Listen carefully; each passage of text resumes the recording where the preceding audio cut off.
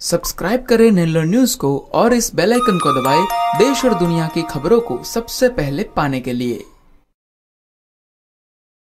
क्या आप पिछले कुछ समय से ऐसे किन्हीं कारणों से डिप्रेशन में है जिनका आपको कुछ पता ही नहीं है? क्या आपका कोई प्रियजन डिप्रेशन में है और आप उसकी कोई मदद नहीं कर पा रहे? देखिए, डिप्रेशन की स्थिति के बारे में सद्गुरु की यह अंतर्दृष्टि शायद आपको वे उत्तर प्रदान कर सकेगी जिन्हें आप ढूंढ रहे हैं। डिप्रेशन आखिर क्यों होता है? तो इसके बारे में सद्गुरु कहते हैं कि मैं ये जो कह रहा हूं वह इसलिए नहीं है कि मुझे आपके बारे में कोई चिंता नहीं है या मैं संवेदनहीन हूं, लेकिन इसलिए कि आपको जो हो रहा है उसका स्वभाव, उसकी प्रकृति यही है। अगर आप खुद को डिप्रेशन की स्थिति में ला रहे हैं तो इसका मतलब ये है कि आप पर्याप्त मात्रा में तीव्र भावनाएं और विचार अपने मन में पैदा कर रहे हैं, लेकिन गलत दिशा में। अगर किसी विशेष बात के लिए आपकी भावनाएं बहुत प्रबल नहीं है या आपके विचार अत्यंत तीव्र नहीं है तो आपका मन निराश नहीं हो सकता, आप डिप्रेशन में नहीं हो सकते। बात बस ये है कि आप ऐसे विचार और भावनाएं पैदा कर रहे हैं जो आपके खिलाफ काम कर रही है, आपके लिए नहीं। तो अपने आप को डिप्रेशन की स्थिति में लाने के लिए आप पर्याप्त रूप से समर्थ हैं। ज्यादातर डिप्रेशन खुद अपने ही बनाए हुए होते हैं। बहुत कम ही लोग वास्तव मैक्सी रोग के कारण डिप्रेशन में होते हैं। वे कुछ नहीं कर सकते। उनका डिप्रेशन अंदर से किसी आनुवांशिक कमजोरी या ऐसे ही किसी अन्य कारण से होता है। लेकिन बाकी लगभग सभी लोगों को पागल किया जा सकता है, क्योंकि स्थिर मानसिकता और पागलपन की सीमा रेखा में अंतर बहुत ही पतला और महीन होता है। लोग इसे लगातार धक्का मारते रहते हैं, इसे पार करने में लगे रहते हैं। जब आप गुस्सा होते हैं तब आप इस बीच के अंतर को कम कर देते हैं। वास्तव में आप जानते भी हैं कि आप इस रेखा को पार कर रहे हैं, अंतर को कम कर रहे हैं। इसीलिए कई बार लोग ऐसा कहते हैं, मैं आज उस पर गुस्से से पागल हो गया था। कृपया देखिए, आप किसी पर पागल नहीं होते, आप बस पागलपन की ओर जा रहे होते हैं। आप किसी पर पागल नहीं हो सकते, आप बस स्थिर मानसिकता की सीमा रेखा को कुछ समय के लिए लांघते हैं, पागलपन की अवस्था तक पहुंचते हैं और फिर वापस आ जाते हैं। आप इसे रोज क्यों नहीं आजमाते?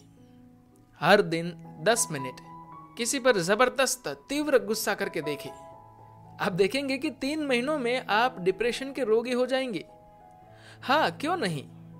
अगर आप चाहते हैं तो ऐसा कीजिए, कोशिश कीजिए, क्योंकि अगर आप उस सीमा रेखा को पार करते रहेंगे, अगर रोज पागलपन करते रहेंगे, तो एक दिन आप बिल्कुल वापस नहीं आ पाएंगे।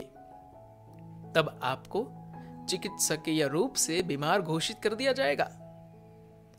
आपको यह समझना चाहिए कि अगर एक पल के लिए भी आप बीमार होते हैं तो आप बीमार ही है। शायद आपको ऐसी कोई मेडिकल रिपोर्ट न दी गई हो कि आप बीमार हैं, पर आप उसी अवस्था की ओर जा रहे हैं, है कि नहीं? आपको क्या लगता है, आपको इस तरह आक्रोश प्रकट करने का अधिकार है? आपको क्या लोगों पर इस तरह गुस्सा होने का अधिकार है? आपको क्या ऐसा लगता है कि डिप्रेशन में होना किसी खास तरह का अधिकार है जिससे लोगों का ध्यान आपकी तरफ रहेगा?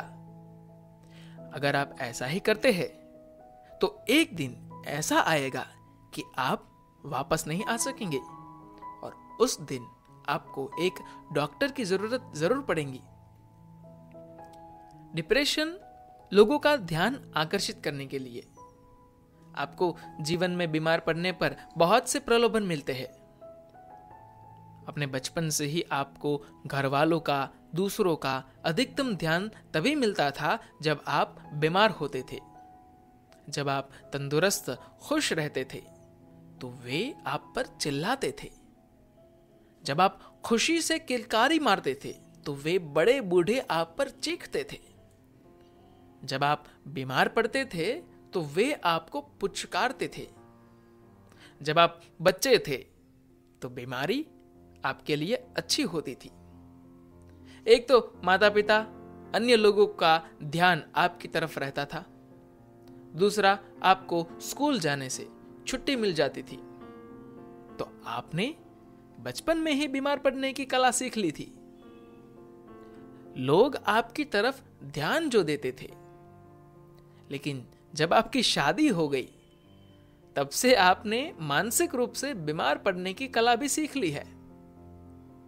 अगर आप चाहते हैं कि लोग आपकी तरफ ध्यान दें तो जाइए, एक कोने में बैठ जाइए, ऐसे जैसे कि आप डिप्रेशन में हो, तो लोग आपकी तरफ ध्यान देंगे। तो आप ये खेल खेलते रहते हैं और फिर एक दिन आप उस सीमा रेखा को पार कर वापस नहीं आ पाते। उस दिन आप मेडिकल दृष्टि से रोगी हो जाएंगे।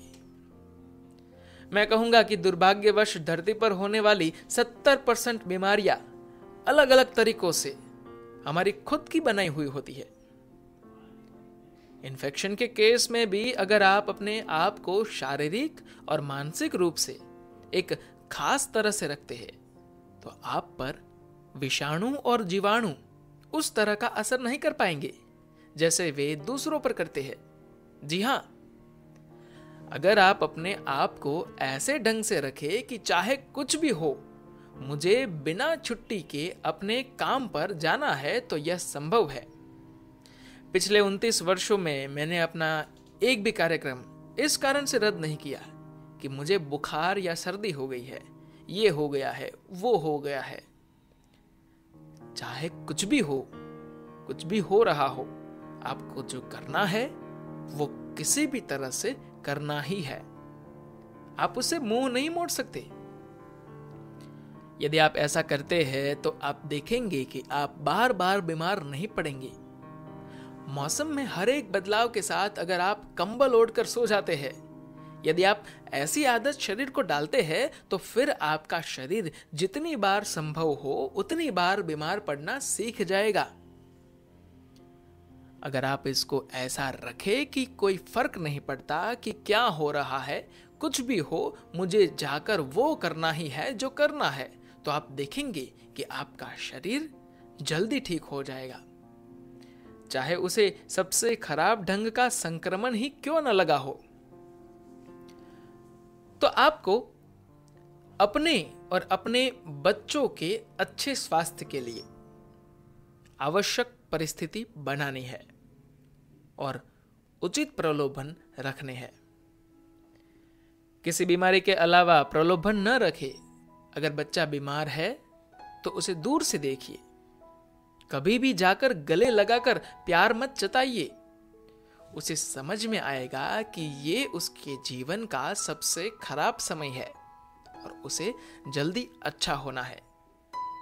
इसके बजाय उस पर सबसे ज्यादा ध्यान तब दीजिए जब वो स्वस्थ है, खुश है। आप देखेंगे कि वो स्वाभाविक रूप से अंदर से सीख लेगा। उसके शरीर के सारे रसायन भी सीख जाएंगे कि स्वस्थ, खुश रहने में फायदा है, बीमार होने में नहीं। यदि आप यह बात अपने शरीर की जैविक और रासायनिक प्रक्रियाओं को स्पष्ट कर देंगे तथा अपने चारों ओर के लोगों को भी स्पष्ट रूप से समझा देंगे, तो आप देखेंगे कि लोग फिर उतनी बार बीमार नहीं पड़ेंगे जितने वे अभी पड़ते हैं। तो अपने आप के लिए ये कर लीजिए, ऐसी स्थिति बना लीजिए और फिर देखिए आप ज्यादा स्वस्थ रहेंगे। अगर आप अपने मन को इस तरह ऐसे मोड़ सकते हैं तो उसे दूसरी तरफ भी वैसे ही मोड़ सकते हैं। नहीं नहीं, मैं ऐसा इसलिए हूं क्योंकि जब मैं 7 साल का था तो मेरे पिता मुझे अपशब्द कहते थे।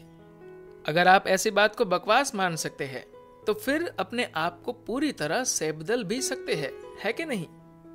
अब समय आ गया है, आपको यह भली भांति समझ लेना चाहिए।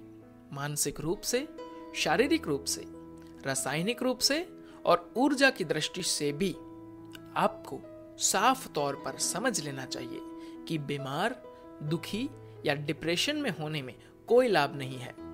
इससे कुछ नहीं मिलता। हाँ, खुश रहने में, अति आनंदित तथा उत्साहपूर्ण रहने में ही हर तरह का लाभ है। अगर आप अपने अंदर के इन सब लोगों को यह बात ठीक से समझा देंगे तो वे सही व्यवहार करेंगे। धन्यवाद।